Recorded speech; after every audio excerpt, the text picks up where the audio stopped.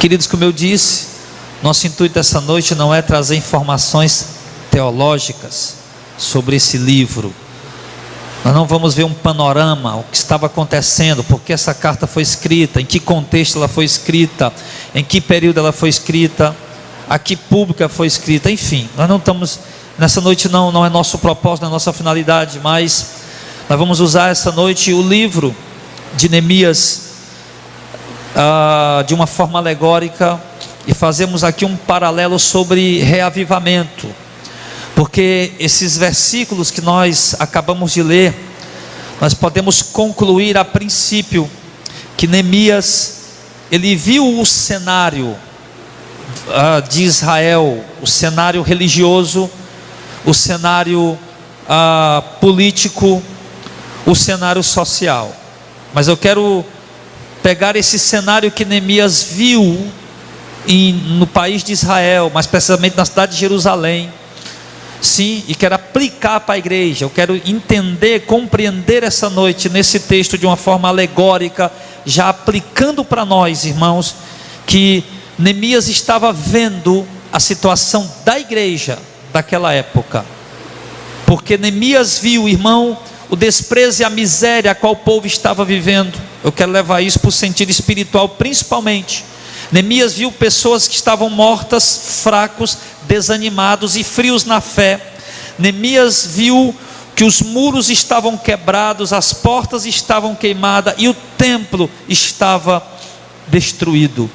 Se nós fizermos um paralelo, amados irmãos, com a situação religiosa dos dias atuais, se nós fizermos um paralelo com as informações que Neemias recebeu e tomou conhecimento da situação que estava com seus irmãos, com seus familiares, com o povo ao qual ele descendia, se nós fizermos um paralelo com a situação dos cristãos do dia atual, nós vamos poder, irmãos, entender ou concluir que a igreja atual, grande parte da igreja atual se encontra em miséria. Grande parte dos cristãos da atualidade se encontram em desprezo e miséria espiritual, se encontram fracos, mortos, desanimados, frios. Grande parte dos cristãos da atualidade, a vida espiritual dele, os seus muros estão quebrados, as suas portas estão queimadas e o seu templo está destruído, porque estão vivendo completamente na carne, estão vivendo completamente uma vida mundana, estão vivendo completamente uma vida, pode-se dizer, mortos espiritualmente. Era esse o cenário. Quando Neemias viu e tomou conhecimento das informações que passaram para ele, Neemias se entristeceu muito ao ver a situação do seu povo. E não é diferente conosco, irmão, olharmos a situação da igreja dos nossos dias. Se nós olharmos a calamidade a qual a igreja está vivendo, sim, como diz no livro do Apocalipse, uma igreja que tem fama de que está viva, porém está morta. Uma igreja que tem fama de que anda na presença de Deus, porém não anda na presença de Deus. Uma igreja que tem fama de que está perto de Deus, porém está distante de Deus, está longe de Deus. Pregadores, cantores, ministros de louvor, dirigentes de culto, ministros da palavra, que sobe o púlpito, tem fama de que está vivo, mas que estão completamente mortos. Uma igreja, irmão, que perdeu a sua identidade. Uma igreja que tem apenas aparência de igreja, mas uma igreja, irmão, que precisa sair do túmulo, como Lázaro, após 4 dias. Uma igreja que pode se dizer, irmão, que está parcialmente ou completamente em miséria. A miséria porque é uma igreja que não ora mais. A miséria, destruição, frieza, desânimo, muros quebrados, portas queimadas, templo destruído, porque é uma igreja que não busca mais a Deus. É um povo que não tem mais prazer nas coisas do Senhor. É um povo que, para você atrair a um culto, você precisa oferecer para ele as coisas terrenas, porque as coisas celestiais não lhe interessam mais. É uma igreja que, para você poder aglomerar um bom número de pessoas, centenas, milhares, vocês têm que prometer para eles que Deus vai fazer alguma coisa para eles, porque tornou sua igreja interesseira. E isso, irmão, manifesta revela o retrato ou o raio-x, irmão, do que a igreja se tornou hoje. Nunca, eu lhe digo, nunca a igreja viveu, irmãos, tempos de frieza, de mornidão, de fraqueza espiritual, de morte espiritual, como está vivendo de uma forma, uma proporção tão grande nos últimos dias. Eu sei que na história da igreja, como nós gostamos de estudar a história da igreja, eu sei que a igreja passou por tempos difíceis, por tempos e tempos muito difíceis, mas a igreja sempre foi uma igreja fervorosa, sempre foi uma igreja que buscou a Deus, sempre foi uma igreja que buscou andar na presença de Deus, esteve na presença de Deus. A questão aqui, querido, não é a luta, não é a adversidade, não são as tribulações, não são as adversidades que a igreja passa nos dias atuais, ou que a igreja vem passando nos anos a qual ela existe, mas a situação que eu quero passar aqui essa noite, irmão, é que muitos de nós, irmãos, muitos de nós estamos mortos espirituais, perdemos a comunhão com Deus, perdemos a intimidade com o Espírito Santo. Talvez se algumas esposas chegassem aqui essa noite para falar com algum irmão e dissesse: olha, assim como Neemias recebeu Acalias, um dos seus irmãos, né, na fé, judeus, talvez se algumas esposas chegassem para alguns irmãos aqui essa noite e dissessem: olha, o cenário espiritual lá de casa está o seguinte, meu marido não ora mais, meu marido não busca mais a Deus, meu marido não lê mais Bíblia, meu marido não ora mais, meus filhos estão em completa perdição, em completa destruição. Talvez se alguns maridos chegassem aqui essa noite, ou filhos chegassem: minha esposa não ora mais, não busca mais a Deus, meus filhos não buscam mais a Deus, a minha casa está dispersa. Meu irmão, eu quero lhe dizer que se muitos de nós aqui essa noite fossem abrir o coração para falar da situação espiritual a qual o lar está vivendo, irmão, nós íamos fazer como Neemias, nós íamos prantear e chorar. Porque uma coisa nós estamos aqui reunidos no culto, outra coisa é o que de fato a situação espiritual nossa está vivendo, a real situação espiritual nossa. Quando Neemias tomou o conhecimento dessas informações, inicia-se ali, irmãos, um processo. Eu quero usar dessa maneira o termo, porque a mensagem vai iniciar hoje, vai terminar semana que vem. Mas Neemias inicia ali um processo de reavivamento, não propriamente para a vida dele, mas pela nação que estava morta. E nesse processo de reavivamento, Neemias, ele inicia ali algumas atitudes preliminares,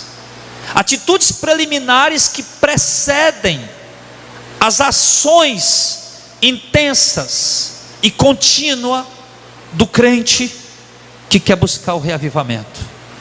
E eu tenho certeza essa noite, que você que está aqui nesse lugar, que você que me ouve na web rádio, que você que me ouve aí no YouTube, essa mensagem, embora gravada, você está ouvindo gravada aí no YouTube, mas eu tenho absoluta certeza que boa parte de vocês, você está precisando de um reavivamento. E Neemias, ele tomou as seguintes atitudes preliminares. Quando ele ouve o que está acontecendo com a igreja, no verso número 4, o texto diz que sucedeu que, ouvindo essas palavras da ruína da igreja, da miséria da igreja, eu estou aplicando para hoje, da ruína da igreja, da miséria da igreja, ele diz: assentei-me e chorei e lamentei por alguns dias, estive jejuando e orando perante o Deus dos céus. Neemias viu a necessidade de um reavivamento na igreja. É importante, irmãos, que nós ministros da palavra, vocês que estão aí, sejamos sensíveis à necessidade da igreja, à necessidade de um reavivamento que a igreja está precisando. É importante que você sinta a necessidade, que a tua casa está precisando de um reavivamento. Eu não vou levar só para o contexto da igreja de uma forma coletiva, eu quero levar também para dentro do teu lar.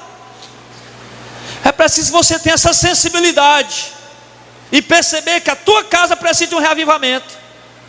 Porque buscar reavivamento na igreja é importante, mas tem que partir logo lá dentro da nossa casa. E quando Neemias percebeu, irmão, foi sensível a essa realidade, o que ele fez?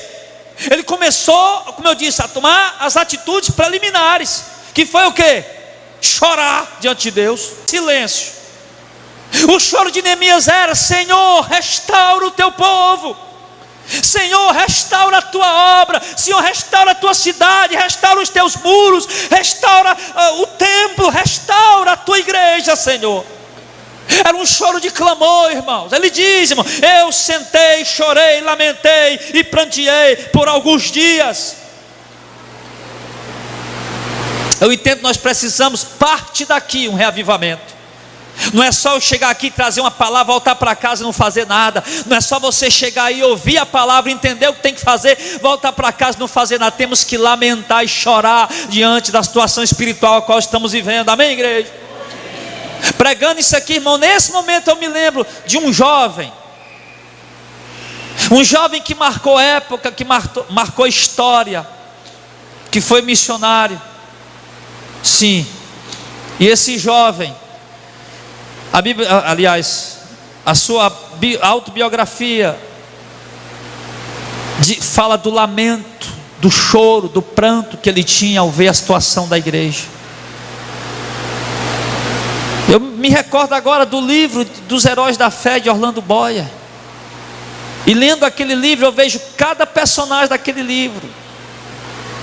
Eu vejo cada homem que ficou registrado naquele livro como sendo um herói da fé, como sendo um homem de oração. Eu vejo que as suas orações principalmente giravam em torno, irmãos, não apenas de ganhar almas, não apenas de ver suas igrejas cheias, mas girava em torno de um reavivamento pela igreja. De reavivamento pela igreja. Preciso nós entendermos a situação, irmão, e termos sensibilidade, porque nós estamos endurecidos em relação ao quadro que a igreja se encontra, a situação que a igreja se encontra. A igreja está fria, morna, morta. A obra de Deus virou, meu irmão, um empreendimento de primeira, que é onde muitos têm enriquecido com ela. Virou literalmente um show, virou literalmente um entretenimento. O nome de Deus tem sido blasfemado todos os dias em cima dos púlpitos dessa nação, e nós estamos secos e endurecidos ao ponto de não nos sensibilizarmos com aquelas almas que estão ali enganadas e perecendo. Então nós temos que fazer isso. Partiu desse ponto, viu a situação, lamentar e chorar, ter sensibilidade diante do quadro espiritual qual estamos vendo. Depois ele diz que jejuou e orou, ou seja, buscou a Deus com jejum, com rogos, com oração, se humilhando, com súplicas. Daí algumas atitudes preliminares. É claro que nós não vamos ler tudo que eu notei aqui, porque eu notei, fomos até os últimos capítulos de Neemias. Eu vou apenas citar para os irmãos. Ainda no capítulo 1, do verso 5 ao 11, nós vamos ver que ele ora, que ele suplica, que ele se humilha diante de Deus, pedindo a Deus misericórdia. Isso são atitudes preliminares. Viu a situação da igreja, não é esperar pelo pastor, pelo diácono, pelo presbítero, não, é cada um de nós sejamos um Neemias. Um Neemias. Orar, sim, suplicar, se humilhar diante de Deus, pedir a Deus misericórdia, pedir a Deus um reavivamento. Uma terceira atitude preliminar que Neemias tomou no capítulo 2, do 1 ao 9, ele falou com as pessoas certas sobre a situação e pediu ajuda. Neemias orou, se humilhou, jejuou, pranteou, clamou a Deus, mas agora, ainda nessas atitudes preliminares, ele se aproxima de pessoas, no caso lá o rei, né? Aquelas pessoas lá, mas ele se aproxima de pessoas a quem ele transmite a situação e a quem ele pede ajuda. Então, meus irmãos, se eu estou prezando um reavivamento, se eu estou frio, se eu estou morto, se eu estou entendendo que a necessidade de reavivamento, eu preciso pedir ajuda a alguém. Eu preciso transmitir para alguém de confiança, alguém que possa fazer alguma coisa. Não é só sair por aí, eu estou frio, eu estou morno, eu estou morto espiritualmente. Não é sair jogando essa semente de repente no coração de pessoas para matar pessoas. Não, mas é falar com alguém que possa te ajudar a fazer alguma coisa. Falar para a tua esposa: minha filha, eu estou muito frio, me ajude a orar. Falar para o marido: meu marido, meu filho, eu estou muito frio, me ajude a orar. Falar para o pastor, falar para o diácono, falar para o presbítero, chegar para alguém que você sabe que pode lhe ajudar e dizer: olha, eu preciso de ajuda. E a ajuda que eu estou precisando não é dinheiro, não é de nada material. Eu preciso de ajuda, eu preciso que você me ajude. Eu estou morno, eu estou frio, eu estou morto espiritual. Foi isso que Neemias fez. As pessoas que podiam ajudar no que ele tinha que fazer, e foi ao ponto certo, as pessoas que podiam fazer algo por ele. Sim. Agora, uma coisa interessante aqui, que até interrompe essa sequência, é que no capítulo 2, no verso 10, quando os inimigos, que lá era Sambalat e Tobias, mas aqui eu digo que é o diabo, Satanás, quando os inimigos tomaram conhecimento de que Neemias estava buscando um reavivamento, ele se desagradou, porém sem tomar atitude alguma.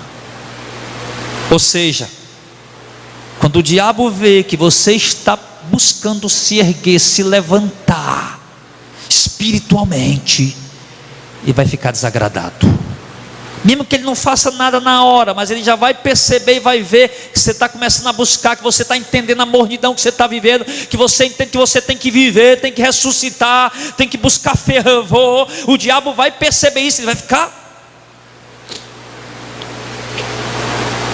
ficar desagradado.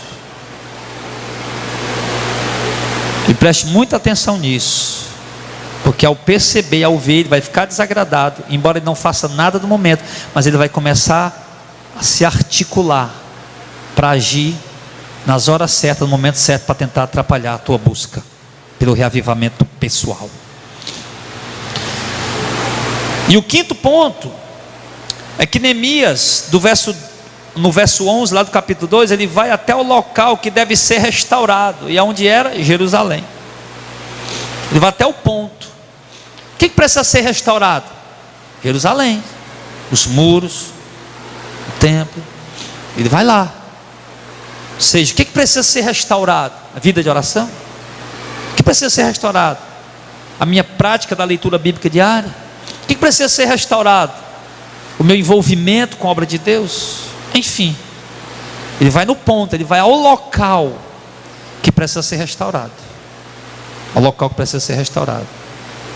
Às vezes a gente vai em todo lugar, faz tudo, mas o local da nossa vida que realmente precisa ser restaurado, a gente não faz nada, a gente não vai. Já disse aqui, a gente às vezes vai, procura de um ímpio, de um pecador, de alguém lá não sei aonde, esquece de ir no ponto principal que está faltando ir, a nossa casa, a nossa própria vida. E ele diz, a gente quer ganhar todo mundo para Jesus, por assim dizer. Quer ganhar todo mundo para Jesus, quer pregar o evangelho para todo mundo, quando primeiro nós não vamos ao ponto que é nós mesmos, que somos nós mesmos. E uma sexta atitude, no capítulo 2, ainda no verso 2 ao 15, ele vai lá, observa o que está destruído e o que precisa ser feito. Neemias chegou lá quietinho, caladinho, falou nada para ninguém quando chegou lá a princípio, apenas observou o que é que precisava ser feito, o que é que precisava ser restaurado. É importante, irmão, essa reflexão. Você está entendendo? Estou usando o texto, como eu disse, não estou aqui, não estamos estudando o livro de Neemias, tá? Nós não estamos estudando teologicamente o livro de Neemias. Estou usando o livro de Neemias de uma forma alegórica para falar da situação espiritual da igreja e da necessidade de buscar um reavivamento, tanto pessoal como coletivo. Então, nesse ponto aqui, do verso 12 ao 15 do capítulo 2, a Bíblia diz que ele observa o que está destruído e o que precisa ser feito. Então é importante observar, ir ao local, ao ponto, observar o que está destruído na sua intimidade com Deus, sua comunhão com Deus, seu relacionamento com Deus, e ver o que precisa ser feito. Aí no oitavo ponto, do capítulo 2, do verso 17, o sétimo ponto, ele convoca o povo. Quando ele convoca o povo se anima para fazer a restauração. Ou seja, você precisa chegar para a sua família, chamar a sua esposa, seus filhos, dizer: meus filhos, minha esposa, nós precisamos, estive observando, parei, analisei, observei, foi o que ele fez. Aí agora convoca o povo. Nós precisamos buscar a Deus. Nós precisamos restaurar o fervor espiritual dentro da nossa casa. Nós precisamos restaurar o fervor espiritual aqui no seio da nossa família. Nós precisamos restaurar o fervor. Então ele vai lá e convoca o povo, e o povo se anima para fazer a restauração. Então você vai passar para a tua família, para os seus, a necessidade de buscar. O que eu estou fazendo aqui agora como pastor da igreja é convocando a igreja e mostrando para a igreja a necessidade de buscar. Aí quando Neemias mostrou, o povo viu, entendeu, percebeu e se alegrou em buscar a restauração. Então, se eu tivesse me colocando no lugar de Neemias aqui diante de vocês, é isso que eu espero. É que vocês foram convocados, estão aqui ouvindo essa palavra, entendendo que precisa de um despertamento, de um reavivamento, e é importante que vocês se animem para buscá-lo. E o 8º ponto, Neemias 2, do 19 ao 20, eles sabem que será muito trabalhoso, e que não será também da noite para o dia, que certamente levará um tempo, mas também sabe com certeza que Deus lhe dará vitória. Amém? É importante nós sabermos disso. Aí no verso 19 e 20, o povo sabia, vai ser trabalhoso. Buscar reavivamento, irmão, não é moleza. Uma coisa é tu orar, tu estando avivado. Outra coisa é tu recomeçar a tua vida de oração estando fraco, frio, morto espiritual. Então já estavam sabendo aí que ia ser trabalhoso e que ia levar um certo tempo. Reavivamento não acontece da noite para o dia. Charles Spurgeon disse, quando assumiu uma igreja grande, que transferiram ele para lá, onde era lá um teatro muito grande, tinha lá bem pouquinha gente. Ele disse que aqueles irmãos toda semana se reuniam uma vez por semana, pedindo a Deus um reavivamento. Ele disse que viu os irmãos orando tão fervoroso, pedindo a Deus um reavivamento. Ele disse que durante alguns meses que ele estava lá, ele disse que de repente aquele reavivamento veio. Ele se admirava com a fé daqueles irmãos, orando continuamente, durante alguns anos. E de repente o reavivamento veio, que aquele lugar que outrora era tão grande, tinha um punhadinho de pessoas ali dentro, agora já não cabia mais o povo lá dentro. Tamanho foi o reavivamento que Deus trouxe. E eles precisaram ampliar o lugar, e mesmo ampliando, ainda assim o povo não coube. Então, mas isso levou tempo. Então não vá pensar que você vai só dobrar o joelho essa noite e vai estar no automático. Estou frio, estou morto, mas hoje à noite vou dobrar o joelho e a glória vai cair. Vai não. Leva um tempo, dá trabalho, exige esforço. Porém tem uma convicção de uma coisa, como ele diz no verso 20 aqui, ó. Verso 20: o Deus dos céus é quem nos fará prosperar. O que é isso? Nós temos uma obra árdua pela frente, temos uma busca difícil pela frente, mas com certeza Deus nos dará vitória nessa busca em nome de Jesus. Então você vai nessa certeza, amém? Vai nessa certeza. Então, querido,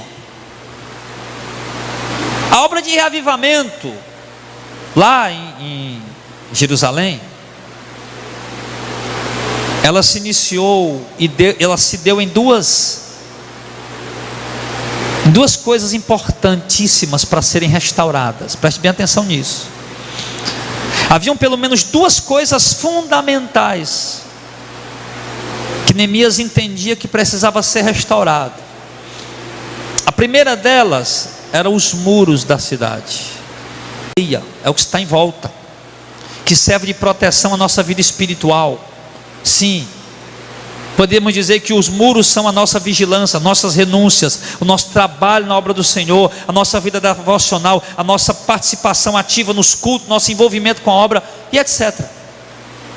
Isso são os muros que vão protegendo a nossa comunhão com Deus. É quando nós estamos ativos na obra, quando nós estamos em vigilância, fazendo renúncias, trabalhando na obra. Isso vai sendo um tipo de muro em nossa volta, porque você está ativo.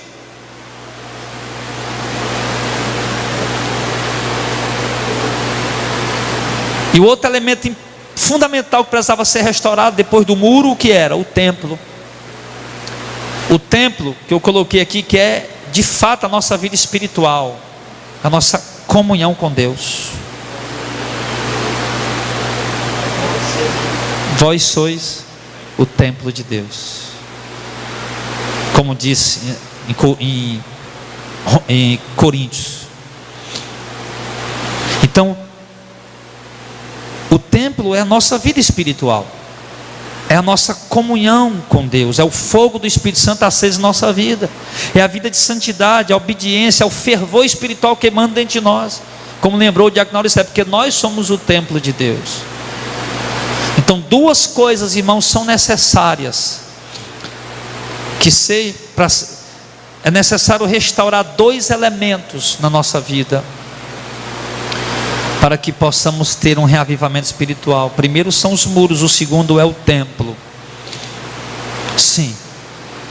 E Neemias seguiu na obra de reavivamento as seguintes etapas. Primeiro, ele foi para a reconstrução dos muros. Por quê? Não adianta restaurar o templo se os muros primeiro não estão prontos. Porque se restaurar o templo, irmão, sem os muros estarem prontos, o inimigo vai lá e derruba o templo de novo. Então primeiro é necessário restaurar os muros, para que o templo em seguida seja reedificado. Então Neemias seguiu as seguintes etapas. Primeiro, a reconstrução dos muros. Isso aqui tudo, irmão, gira em torno mais ou menos do ano 444 a.C.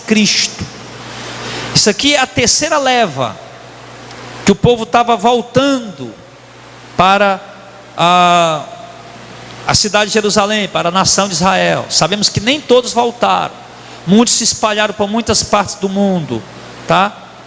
Onde Deus já estava preparando até a chegada do Messias. Se você for estudar isso aqui a fundo teologicamente, você vai ver que o povo que nem todos voltaram para Jerusalém, muitos não voltaram. Os 444 anos de Cristo, muitos deles ficaram morando em outros lugares, foram morar em outros lugares, fizeram acampamentos, comunidades judaicas, ergueram sinagogas onde eles realizavam cultos e estudos bíblicos todo sábado, tá? Nesse período aqui foi quando nasceu o grupo chamado fariseus, saduceus. Até chegar a Cristo, irmão, houve ainda um processo muito grande. Mas como eu disse, o intuito hoje não é explorar teologicamente o texto. Depois a gente pode fazer isso, e tem coisa muito importante para a gente ver depois nisso aqui. Mas o intuito hoje é nós usarmos aqui de uma forma alegórica, para que nós possamos ver a nossa situação espiritual. Então Neemias entende, não adianta restaurar o templo sem antes restaurar os muros. E os muros são o que eu falei?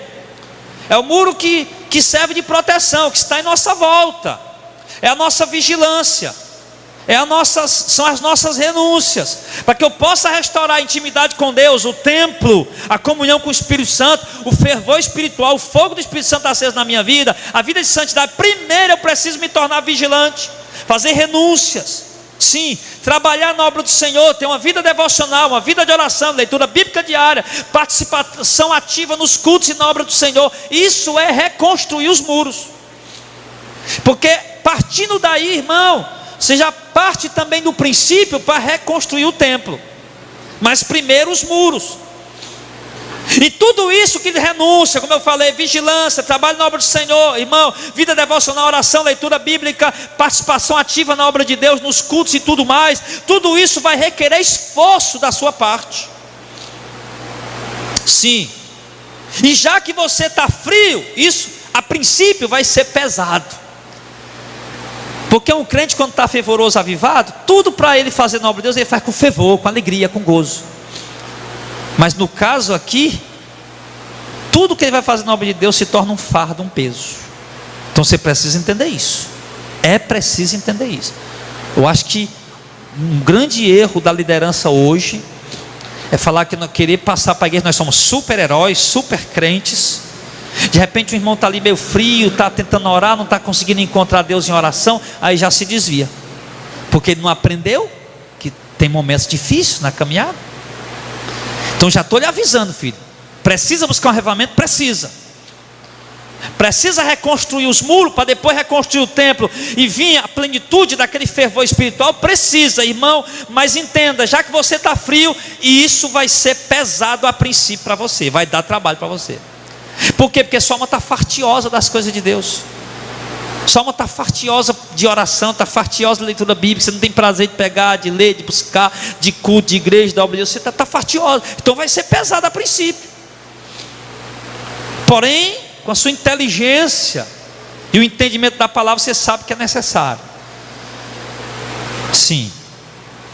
E você então vai começar a buscar o reavivamento, a praticar essas coisas, mas você não vai ter prazer nenhum nelas. Vai haver desânimo em você. Você vai se sentir sem forças, vai achar que não vale a pena. E dali, meu irmão, no momento que você começar a buscar esse reavivamento, oração, leitura bíblica, fervor espiritual, se envolver com a obra de Deus, participar ativamente da obra do Senhor, vai surgir as dificuldades e as oposições. Não tenha dúvida disso. Todo cristão que inicia para a sua vida pessoal um reavivamento, ou toda igreja que junta busca um reavivamento, ou toda casa, todo lar junto que busca um reavivamento, meu irmão, sim, levanta-se as dificuldades e as oposições para que não aconteça. Vocês são conscientes disso, amém? E essas oposições, de acordo com a Bíblia, já que nós estamos aplicando para os nossos dias, a Bíblia diz que Satanás, ele é o nosso inimigo, o nosso adversário, ele é o nosso opositor, o diabo. Sim, e a Bíblia diz que ele é o pai da mentira, João 8,44, e obviamente que ele vai usar de mentira contra você nesse período. Ele é enganador e sedutor do mundo inteiro, Apocalipse 12, verso 9, e obviamente que ele vai tentar te seduzir e te enganar. A Bíblia diz que ele se transfigura em anjo de luz, 2 Coríntios 11, 14, ele vai tentar aparecer com anjo de Deus para tentar atrapalhar o teu reavivamento. Porque a Bíblia diz que a nossa luta não é contra carne e sangue. Neemias foi enfrentar inimigos humanos na busca pelo reavivamento de Israel, a reconstrução da vida espiritual de Israel. Na busca da reconstrução da nossa vida espiritual, os inimigos não são humanos, eles são espirituais, são demônios. Amém? Obviamente que eles se movem muitas vezes por meio de pessoas, eles criam situações, mas o certo é que haverão oposições. Então nós devemos saber que os inimigos, opositores, eles têm as suas estratégias contra o nosso reavivamento, e eles vão usar pelo menos as seguintes táticas. O inimigo vai usar pelo menos as seguintes táticas quando ele vê você buscando um reavivamento. Quais táticas o inimigo vai usar quando ele vê que você está se despertando, acordando? Meu Deus, eu estou morto, eu preciso orar, eu sou mulher de oração, eu sou homem de oração, eu sou homem de Deus, eu sou um homem da obra, mulher da obra, eu estou morto, não, eu tenho que buscar. O inimigo vê isso, ele vai começar a trabalhar e vai usar pelo menos essas táticas que eu coloquei aqui.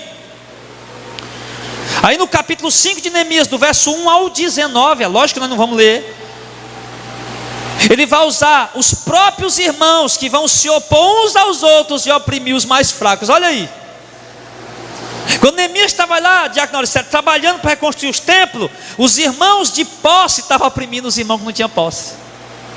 Os irmãos de condição financeira estavam oprimindo os irmãos pobres. Ou seja, os irmãos, ao invés de estar trabalhando contra o inimigo, estavam brigando uns com os outros. Como é que um reino pode subsistir? Como é que uma casa pode subsistir, meu irmão? Está todo mundo se degladiando, está havendo divisão. Como é que pode haver um reavivamento na tua casa, dentro da igreja? Está todo mundo disputando com o outro, brigando com o outro, com picuinho com o outro, meu irmão. Então essa foi a primeira estratégia que Satanás usou. Sim, a primeira tática de guerra, vamos dizer assim. Você está batalhando para reavivar espiritualmente, para se erguer espiritualmente, para reconstruir o muro, para que posteriormente o seu templo venha a ser reerguido fervorosamente na presença de Deus. Aí o diabo vai começar a jogar a mulher contra o marido contra a mulher, os filhos contra os pais contra os filhos, obreiro contra os obreiros, pastor contra os obreiros, obreiro contra os pastores, irmão contra irmã, irmã contra irmão. Irmão, nós temos que abrir do olho, amém, igreja? Se nós estamos entendendo a necessidade de um reavivamento, e entendemos que temos que buscar, e vamos buscar, e estamos buscando o nome de Jesus, meu irmão, então entende o seguinte: se tem alguém se opondo contra ti, se levantando contra ti, é o diabo que está por trás disso, então não vai se deixar levar. Se a tua mulher se estressou, meu Deus, pastor, lá em casa estava tão bom, a gente estava orando, buscando um reavivamento, de repente essa mulher estressou aquela coisa, meu irmão, conversa com a tua esposa: minha filha, é o diabo que está operando aqui em casa, está repreendido em nome de Jesus. Mas não deixa, amém pessoal, não deixa. Aí o cabo perde as estribeiras, obreiro vai brigar com obreiro, pastor vai brigar com obreiro vai brigar com pastor, irmão vai brigar com irmão vai brigar com irmão, marido vai brigar com a mulher. A gente estava orando, buscando, estava bom, mas aí joga tudo para cima. Nós temos que ter cuidado. Eu coloquei essa aqui como sendo a primeira tática do inimigo, vai tentar jogar a gente uns contra os outros. E nós temos que ter sabedoria. Se em algum momento, irmão, fizer alguma coisa que lhe desagrade, pelo amor de Deus, me perdoe. Já peço aqui, me desculpe com antecedência, tá?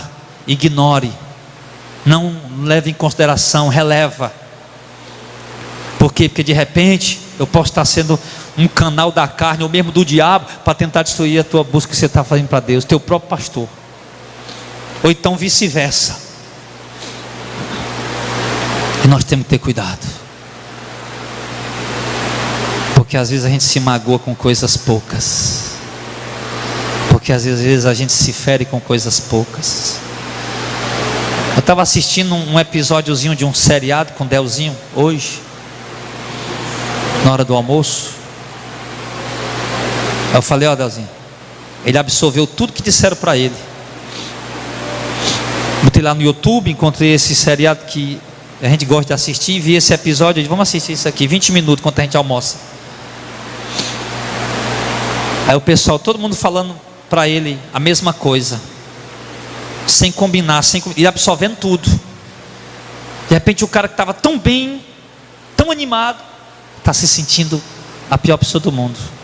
Perdeu o ânimo, perdeu as forças, perdeu a vontade para fazer tudo, porque ele absorveu tudo de negativo. Foram dizendo para ele: não absorva, não absorva as coisas negativas que disserem para você, amém? Não absorva se alguém diz que você não pode, que você não vai, que você não consegue. Não absorva isso. Entenda que Deus nos dá dons, e Ele opera com esses dons por nosso intermédio. Eu não preciso ser doutor, teólogo, não preciso saber falar línguas e línguas, irmão. Então não absorve as coisas negativas. E toma cuidado para não se ver lutando uns com os outros, a igreja. Sim. Então, o que aconteceu? O segundo ponto, Neemias 4, do 1 ao 3. Sucedeu que, ouvindo Sambalate, que edificavam os muros, ardeu em ira, indignou-se muito e acendeu-se contra os judeus. Falou na presença de seus irmãos e do exército de Samaria: que fazem esses fracos judeus? Será permitido isso? Sacrificarão, acabarão num só dia, virão montões do pó de pedras e foram queimadas? E estava com ele Tobias o Amonita e disse a Eda. Ou seja, eles começaram a segunda tática do inimigo. Ele zomba e escarnece da obra que está sendo feita.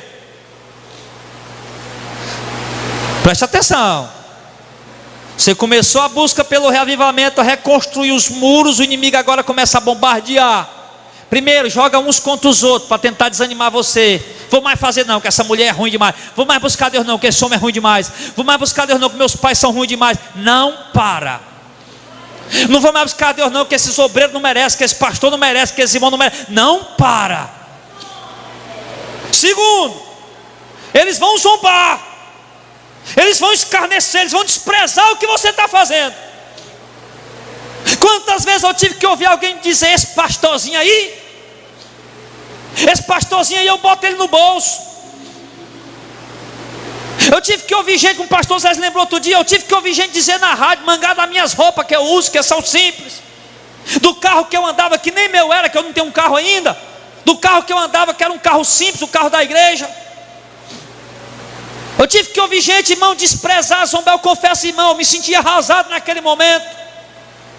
porque é tática do diabo para tentar te parar.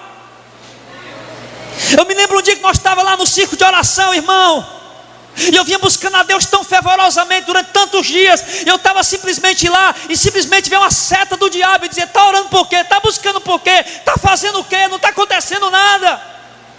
E dali eu saí, eu disse: eu não vou mais orar como eu estou orando, não vou mais buscar como eu estou buscando. E a minha esposa tinha viajado, estava lá no interior, mas o meu filho, eu fui para casa triste, dormi triste. E quando foi de manhã eu disse: eu não vou buscar a Deus hoje, eu não vou orar a Deus hoje. E quando eu olho pela janela, eu vejo pessoas passando, indo para a academia. Eu disse assim: se eles vão para a academia e não param, por que eu vou parar de buscar a Deus? O diabo tenta te humilhar, tenta te oprimir, tenta te envergonhar, meu irmão. A obra que você está fazendo, eu quero te dizer, por mais simples que seja essa obra, por mais insignificante que pareça aos olhos do homem, é obra de Deus na tua vida, meu irmão. Ele zomba e escarnece.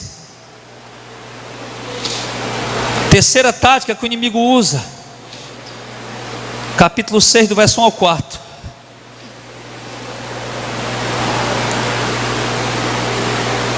Como eles não conseguiram, zombando, escarnecendo, jogando uns contra os outros, eles se passam por amigos nossos e convidam você para realizar outras atividades para tentar fazer você parar. Você entendeu o que eu falei, irmão? O diabo vai levantar pessoas se passando por ser teus amigos, para tentar te levar para outras atividades, para tentar fazer você parar. Sempre que eu falo essas coisas, irmão, eu tenho muito cuidado, porque eu sei aqui que tem pessoas que trabalham. Uma coisa que eu digo às pessoas que nós constituímos para liderar um louvor, para liderar umas missões, eu digo isso: irmão, se a pessoa está faltando um pouco de trabalho, você tenha calma com ela, porque ela tem que dar de comer à família dela. Agora tem que ter cuidado, irmão, com amigos que surgem no meio do seu... Agora, exatamente agora que você resolveu buscar Deus, buscar o revivamento, surge gente aí como sendo teus amigos, irmão, para te levar para outras atividades, para tirar da presença de Deus, desse fervor, dessa busca que você está fazendo. Então toma cuidado. Agora que você resolveu se santificar na presença de Deus, aquela menina, aqui para as meninas que estudam, aquela menina do colégio que nunca falava contigo, agora de uma hora para outra resolveu ser tua amiga, toma cuidado. Agora que tu começou a buscar Deus, o jovem, buscar Deus fervorosamente, querendo um reavivamento, aquele rapaz lá do colégio, faculdade, aquele cara vizinho, sei lá, que nunca falou contigo, nunca teve interesse nenhum em ti, agora o cara está querendo ser teu amigo, te chamando para ir para outros lugares. Toma cuidado. O inimigo tem suas táticas sutis, não é à toa que ele é chamado de sedutor das nações. Sim. Ele faz tudo isso para tentar fazer você parar, porque o diabo não quer ver um crente fervoroso. Outra coisa que ele faz, ainda no capítulo 6, versos 5 e 8, ele calunia e joga ameaças. Olha lá, nós vamos mandar dizer para o rei que o Neemias está dizendo que ele é outro rei. Mentira, eu não falei nada disso, Neemias disse. Vocês que estão inventando aí, calúnia, ameaças. Eles lançam calúnia, eles lançam ameaças, faz tudo para tentar te parar. Aí no capítulo 6, do verso 9 a 11, ainda diz que eles tentam colocar medo, tenta fazer você ficar com medo. E no capítulo 6, do verso 12 ao 14, eles subornam profetas para mentir em nome de Deus, para tentar te confundir. Essa aqui eu quero ler, porque está cheio de profeta por aí. Neemias 6, do 12 ao 14, assim, ó: conheci e eis que não era de Deus quem os enviara, mas essa profecia falou contra mim, porquanto Tobias e Sambalate os subornaram. Para isso subornaram, para me atemorizar, para que eu assim fizesse e pecasse, para que tivesse alguma coisa a fim de me infamarem, assim me vituperariam. Levantaram o profeta, foi lá profetizar, ou profetizar coisa ruim, ou profetizar coisa boa, mas o intuito era o quê? Era confundi-los. O que tem de gente estragando a vida aí, irmão, por dar ouvido à profecia.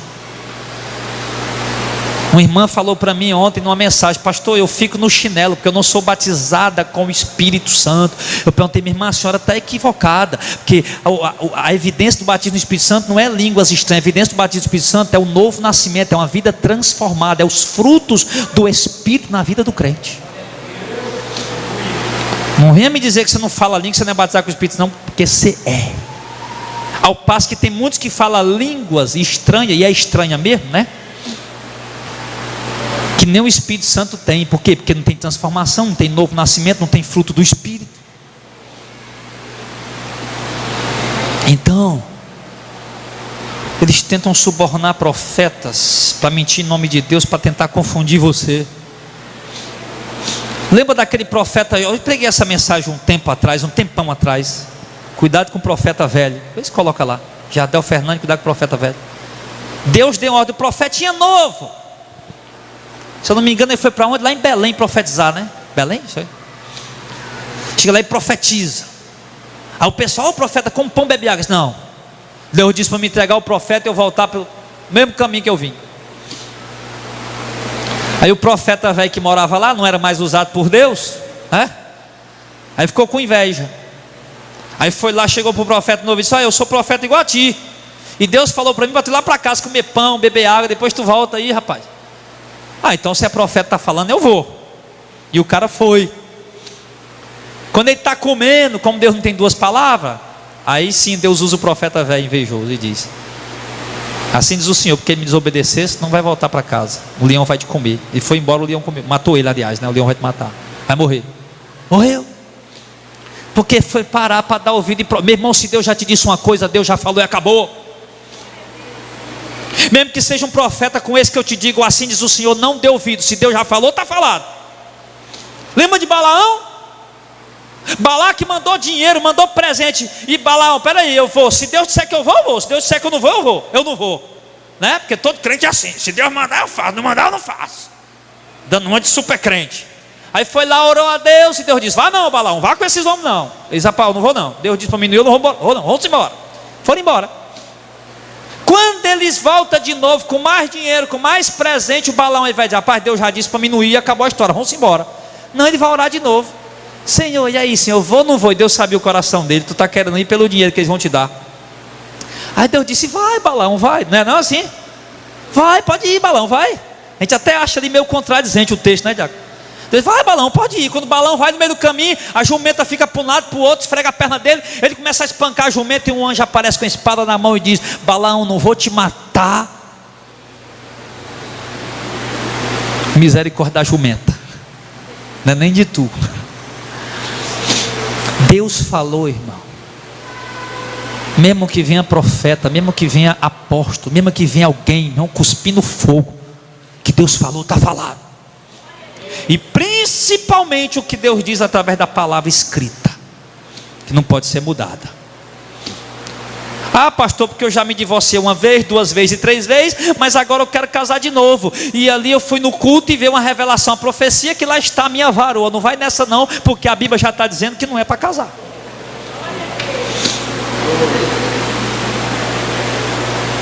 Vai não. Mas o profeta falou: é um homem de oração, pastor. É homem com intimidade com Deus. Com Deus da Bíblia, não. Deus da Bíblia não vai mandar fazer coisa para contrariar o que está escrito. Então toma cuidado. No meio dessa busca que você está tendo, quando o diabo vai trabalhar, vai agir, vai usar suas táticas, vai usar suas investidas. E uma delas, irmão, são profecias mentirosas. Profecias mentirosas. E você tem que ter cuidado. O irmão está lá numa igreja herege, meu irmão não está sabendo, meu Deus do céu, que igreja herege, meu Deus, eu tenho que sair dessa igreja, eu tenho que procurar uma igreja verdadeira. Aí chega um profeta e diz: não saia daqui, varão, porque senão tu paga as consequências.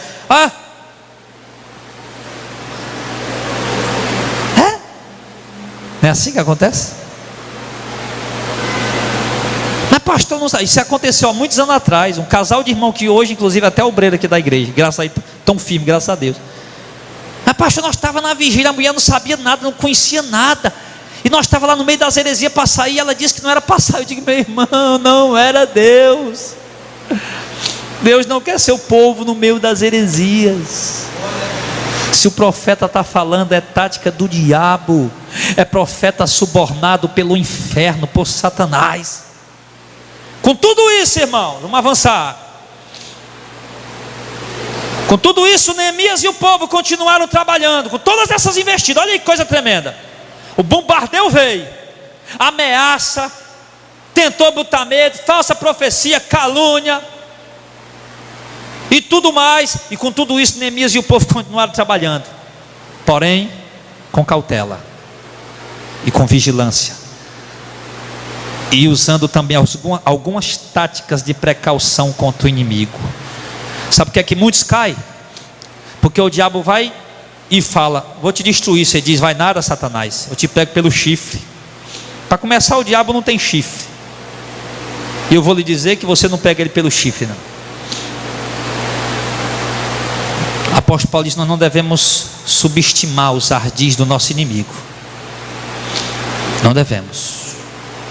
Eles são principados, príncipes, potestades. Não subestime. Quando Neemias viu ali trabalhando e viu as oposições, ele tomou as seguintes precauções. Neemias 4, versículo 4 e 5 diz que ele começou a orar constantemente. Era trabalhando e orando, era comendo e orando, era andando e orando. Ainda no capítulo 4, do verso 13 ao 23, que era tão bom que a gente lesse, mas não vai dar tempo. Vamos ler só um trechozinho. A Bíblia diz que eles passaram a trabalhar vigiando e armados. Isso aí todo mundo conhece, não é? Não, vamos ler não, porque aí vai tomar tempo demais. Mas no capítulo 4, do 13 ao 23, Neemias vai dizer o quê? Que enquanto eles estavam trabalhando no muro, um trabalhava com a mão e a espada empunhada na outra. Eita, menino, é assim que buscam reavivamento. O diabo está investindo, o diabo está bombardeando, está caluniando. Começa a ter precauções, começa a orar mais e se arma. Faz igual Jesus lá no deserto. Quando estava lá, o diabo chegou: Jesus, está escrito. E Jesus vai e se empunha da espada do Espírito, que a palavra de Deus diz: assim também está escrito. E o diabo sai dali derrotado, porque crente que busca o reavivamento, empunhado da espada do Espírito, que é a palavra de Deus, aí consegue vencer as investidas de Satanás. E eles continuaram trabalhando, mas agora, irmão, de forma cautelosa.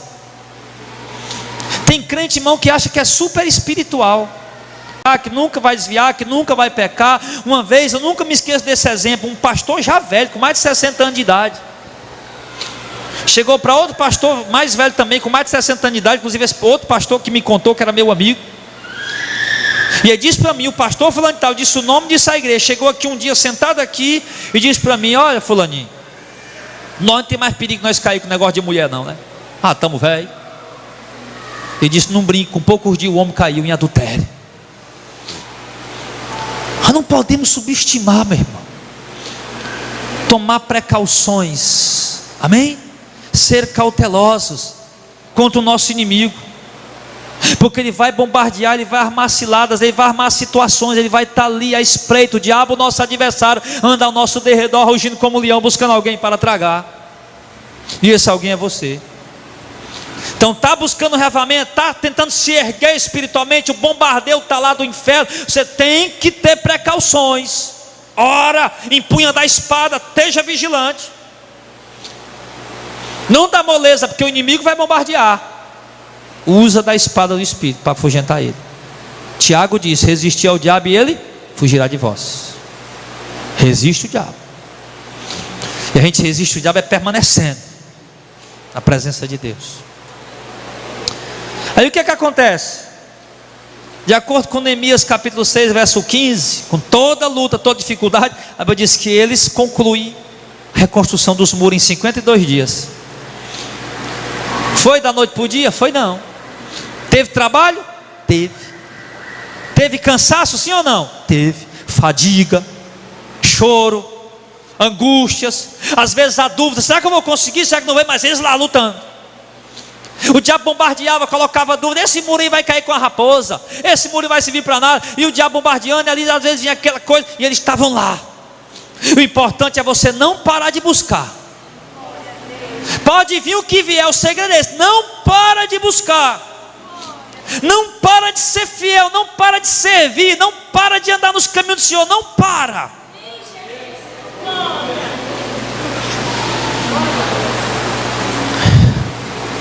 O que me chama a atenção, irmão, é que aqueles homens não se acomodaram por ter concluído os muros, a reconstrução dos muros de proteção na sua vida espiritual. E nós não podemos nos acomodar também. Antes, pelo contrário, após concluir os muros, terminar a reconstrução dos muros, eles tomaram as seguintes precauções e procederam da seguinte maneira. Primeiro, Neemias 7, 1 e 3: levantou as portas e pôs vigias, ou seja, fechou-se para que nada contrário à vontade de Deus entrasse de novo no coração deles. Os muros estão erguidos, nossa vida de oração já está restaurada, nossas renúncias, nossa obediência, já estamos de novo envolvidos na obra do Senhor, os muros estão erguidos. Agora vamos já começar a reconstruir o templo, que já foi encaminhado junto com a reconstrução dos muros. Mas não relaxa, não vai achar que você é super-herói, porque aí onde o diabo está derrubando gente, quando o cara acha que é super-herói, é super crente, que ora muito, busca muito e conhece muito Bíblia, acha que nada vai derrubar ele. É aí onde tem que ter cuidado. Muita luta, muita batalha, terminaram a reconstrução dos muros, mas foram ali, procederam da seguinte forma: sim, levantaram portas e puseram vigas, ou seja, fecharam o coração deles para tudo que era contrário à palavra de Deus. Se você já completou a primeira fase do reavivamento, reconstruiu o muro, está tudo bem por aí, então fecha as portas. Cuidado com o que você está ouvindo, com o que você está assistindo, com o que você está vendo, com o que você está olhando. Cuidado com o que você está, com o que você está acompanhado. Fecha a porta. Não vai fazer como um irmão lá do interior de muitos e muitos anos atrás, quando esse ministério aqui ainda não estava em exercício. Terminava o culto, nós tudo ia para a casa do irmão, ficar lá conversando na palavra de Deus. De repente ele passava. Eu: vai para onde, irmão? Não, eu vou lá para o fulaninho lá. Eu disse: rapaz, tu vai fazer o que no bar? Não, eu vou lá conversar com o menino. Rapaz, toma cuidado. Não, não cai não. Rapaz, não, não cai não, cai não. Caiu. Tu não vai achar porque você está na igreja agora, que você agora está orando, lendo Bíblia, conhece tudo, está fazendo aí sei lá o quê, jejuando, orando, buscando. Não vai pensar que você está super protegido. Fecha as portas. Do capítulo 7, verso 2, a Bíblia diz que ele estabeleceu líderes fiéis a Deus sobre o povo. Olha aí, os muros estão restaurados. Foi a prateleirinha que caiu, a outra, né? Caiu uma, agora caiu a outra. Pronto, terou as duas, né? Tem que ser o pá, né? Não pode cair só uma não, que fica aleijado. Tem que quebrar duas que vai poder ficar inteiro. Aí o que acontece? Então ele estabeleceu líderes fiéis sobre o povo. Ou seja, buscou o avivamento da tua casa, Deus deu a graça, conseguiu. Então agora seja fiel como líder da sua casa. Seja fiel como líder do ministério que você está exercendo. Seja fiel como líder espiritual da igreja. Terceiro, capítulo 7, verso 5. Ele fez uma relação do povo que está com eles, ou seja, cuidou do povo. Ele fez um mapeamento das pessoas que estavam lá, conhecimento de cada pessoa que estava lá, e foi tomar conta do povo. Amém? Isso foi depois de reconstruir os muros. O muro foi reconstruído. Vamos fechar as portas agora para o inimigo não entrar. Outra coisa, vamos colocar líderes fiéis que conduzem o povo. Outra coisa, vamos fazer a relação do povo e ver quem é o povo para a gente tomar conta do povo. Outra coisa, capítulo 8, verso 1 ao 3. Se reuniram para aprender a palavra de Deus. Neemias convocou todo mundo, se reuniu todo Israel. Os levitas foram lá, abriram o livro e foram ler a palavra de Deus. O Esdras, o sacerdote, estava lá. Inclusive tem até o livro dele, né? O livro de Esdras, contemporâneo de Neemias. Abriu o livro, foi lá e ensinou o povo se reuniu para aprender a palavra de Deus. Então, ou seja, contou o reavivamento. Eu já estou avivado, precisa mais ir para o culto. Não, precisa. Agora é que precisa, para fechar as portas. Irmão, encontrou o reavivamento, não vai relaxar não, filho, porque senão você vai esfriar de novo. Não vai deixar para vir para o culto uma vez por mês, uma vez a cada quinta. Não, vai para o culto. Busca aprender a palavra de Deus. Quinto ponto, Neemias 8:5. Prestaram reverência à palavra de Deus. Quando eles pegaram a palavra de Deus para ler, o povo se levantou. O que é isso? Era um ato simbólico que nós devemos levar no nosso dia a dia. Que é isso? Devemos levar no nosso dia a dia reverência à palavra de Deus. Não brincar com a palavra de Deus, não zombar da palavra de Deus, não escarnecer da palavra de Deus. Ter reverência. Sexto, verso 8 ao 12. Os líderes doutrinaram o povo, que comovidos choravam. É tremenda essa passagem, depois você lê em casa. Lê. O povo chorando. Quando os sacerdotes começaram a interpretar a lei, o bom que eles iam lendo e explicando para o povo entender. E o povo começou a chorar. Olha, quando a gente encontra o reavivamento, quando a gente ouve a palavra de Deus, a gente se quebranta. Aí depois de chorar, o texto diz que eles se alegraram pela bondade de Deus e festejaram pela vitória que Deus tinha dado a eles. Por quê? Porque quando a gente reconhece os pecados e chora, e ouve a lei, a palavra de Deus e chora, depois vem aquela alegria de ter encontrado a Deus. Do verso 13 ao 18, diz que eles restabeleceram as festas religiosas de celebração a Deus. Sim, ou seja, restabelecer costumes em nossa vida que glorificam a Deus. Costume de orar, mas orar durante a refeição é coisa. Orar durante a refeição. Mas orar antes de dormir, orar antes de dormir. Mas orar quando levantar, orar quando levantar. Restabelecer costumes que glorificam a Deus. Orar quando for no ônibus, orar quando chegar no trabalho, orar quando for sair do trabalho. Costumes que glorificam a Deus. Capítulo 9, verso 1 ao 37. Eles reconheceram os seus pecados, se arrependeram e reconheceram a misericórdia de Deus sobre a vida deles. O texto diz ali que eles reconhecem o pecado deles. E no verso 38 do capítulo 9 diz que eles se reconciliaram com Deus e renovaram sua aliança com o Deus eterno. Então buscou o reavivamento, irmão, renova a aliança com Deus. Se eu andei distante, andei afastado, desviado, mas agora eu renovo minha aliança com o Senhor, minha comunhão com o Senhor, meu compromisso com o Senhor. Sim. E outro ponto, está no capítulo 12, verso 27, 31, 36, 43. Dedicaram a vitória da reconstrução dos muros a Deus e não aos seus próprios méritos. Porque está cheio de super crente por aí que acha que encontrou o reavivamento porque ele era ele, porque ele se esforçou, porque foi dele. E uma palavra de Deus diz que se Deus não guarda a cidade, vão vigiar a sentinela. Ou seja, a sentinela tem que fazer a sua parte, mas se Deus não operar, não acontece nada. Quando o povo reconstruiu os muros, eles foram lá agradecer a Deus. Senhor, foi o Senhor que deu força, foi o Senhor que deu o material, foi o Senhor que fez a gente prosperar no meio de toda essa luta. Só vencemos porque o Senhor ajudou. Então dá um mérito para Deus, irmão.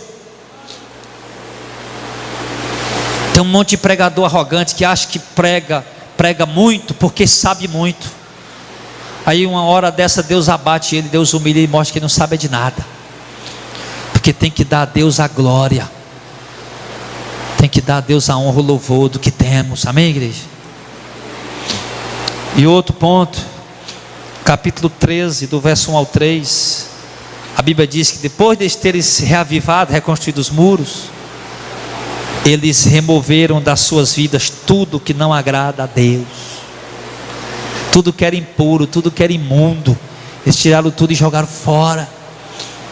Eu achei importante essa parte, irmãos, porque não adianta buscando a Deus, servindo a Deus, estar com um monte de coisa que não agrada a Deus na tua vida. Tira, arranca, joga fora. Você nunca vai manter o reavivamento na tua vida assistindo Praça é Nossa. Você nunca vai manter o reavivamento da tua vida, meu irmão, assistindo Zorra Total. Crente que vive nessa praia, meu irmão, é gente seca, vazia, oca, que não tem a presença de Deus. Você nunca vai manter o reavivamento na tua vida, meu irmão, dominado por essas coisas, por esses vícios mundanos. O reavivamento vai ser sempre como uma onda, ele vem e vai embora. Por quê? Porque você sempre, nunca joga fora as coisas que não prestam, fica com elas guardadas. Então, buscou a Deus, está encontrando, joga fora o que não presta. E para concluir, irmãos, que eu estou correndo aqui, né? Para concluir, nós vimos aí que eles reconstruíram o templo, aliás, os muros, mas o próximo passo agora, ou seja, a vida de vigilância agora está viva, devocional, oração, leitura bíblica, se envolvendo com a obra de Deus, agora está vivo. É os muros, isso aí, é o que protege a sua comunhão com Deus. Os muros foram erguidos, agora o próximo passo é o que? Reconstruir o templo. Sim, mas hoje ficou claro para nós que cada um de nós em particular precisa de um reavivamento. E como nós vimos aqui nessa mensagem, não é fácil buscar, porém precisamos. Sim, é necessário que haja esforço, porque houve esforço, sim ou não, da parte deles? Houve dedicação, houveram sacrifícios de renúncias, mudanças e atitudes. Sim, houveram tudo isso. Sem isso nós não conseguiremos, antes morreremos. Sim. Aí eu quero dizer para você, irmão, não perca mais tempo, faça a sua parte, seja um Neemias para a sua própria vida espiritual, para a vida da tua casa, para a vida das pessoas que estão em sua volta. Busque, clame, ore, suplique, não espere por ninguém. Não seja aquele que, não, mas eu não vou porque o fulano não foi, eu não fiz porque o fulano não fez. Vá, faça, porque esse é um grande problema de muitos, só faz se o outro fizer. Porque basta vir um obreiro faltar 3 dias na portaria e o outro já diz, não vou mais não, que o fulano não está vindo. Basta um obreiro faltar 2, 3, 4 vezes aí para limpar, eu vou mais não, porque o fulano não está mais vindo. O cara estuda para pregar, ele vê um pregador que não estuda para pregar, ele diz, bom, mas estudar não, que o fulano também está estudando. Para louvar, aí vê o grupo desafinado, o outro desafinado tocando, cantando, não vou mais ensaiar não, porque os outros estão ensaiando. Vá, faça sempre a sua parte, sempre a sua parte, e sempre, não fique jogando a culpa nos outros, não joga a culpa no pastor, na igreja, no louvor. Eu não estou avivado porque o pastor não prega bem. Eu não estou avivado porque o irmão não toca bem, porque o irmão não louva bem. Você não está avivado porque você não está avivado por causa de você. Não fica jogando a culpa para ninguém não. Neemias não esperou por ninguém. Neemias chorou, lamentou, e ele mesmo foi, agiu e fez a diferença. Se ele pôde, nós também podemos. Se ele fez, nós também faremos. E por quê, pastor? Porque Neemias não era melhor do que nós. Porque tudo o que aconteceu ali foi o Deus de Neemias operando nele, por meio dele. E a mesma coisa vai ser o Deus de nosso Senhor Jesus Cristo operando em você e por meio de você. Então é tempo de buscar um reavivamento, é tempo de reerguer os muros da nossa vida. Comece de novo a fazer as renúncias, comece de novo, sim, a renunciar. Comece de novo a trabalhar na obra do Senhor, a restaurar sua vida devocional, a participar ativamente da obra de Deus, dos cultos. Reerga os muros, não olhe para as dificuldades. Se os Sambalates e os Tobias da vida vão dizer, já vai para o culto de novo, já está orando de novo, já está lendo Bíblia de novo, já está estudando de novo, Já está pesquisando de novo? Não se importa com os Sambalates e os Tobias. Vai, faz.